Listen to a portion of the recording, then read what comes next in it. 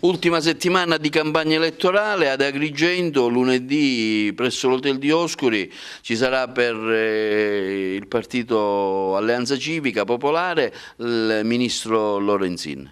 Sì, diciamo che la campagna elettorale sta avvolgendo alla sua conclusione e la presenza del ministro Lorenzin significa molto per me, ma significa molto anche per Agrigento. È un esponente nazionale, è il leader di un partito ed è l'unico leader che è venuto qua, ma è anche il ministro della salute. È il ministro della salute che ha fatto la legge sui vaccini, è il ministro della salute che ha cercato di riformare la sanità, è quel ministro della salute che ha cercato veramente di dare la sua impronta a questo paese.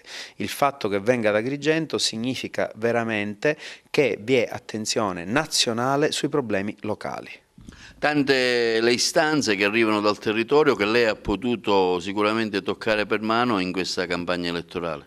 Sì, la campagna elettorale, la mia campagna elettorale è stata fatta sul territorio, è stata fatta in mezzo alla gente, ho toccato diciamo tutti i nervi scoperti di questa terra, ho parlato sia con gli agricoltori, sia con gli imprenditori, sia con gli anziani, sia con i giovani, ciascuno di loro aveva delle istanze che mi ha chiesto di portare a Roma una volta che sarà finita questa campagna elettorale. Tanti problemi, ma anche tante le soluzioni che stiamo individuando, sia personalmente per il territorio, sia con Civica Popolare a livello nazionale. Si dibatte tanto sul futuro assetto politico dopo le elezioni, un po' un'incognita almeno da quello che dovrebbe essere la nuova legge. Quale sarà il vostro indirizzo politico in questo senso?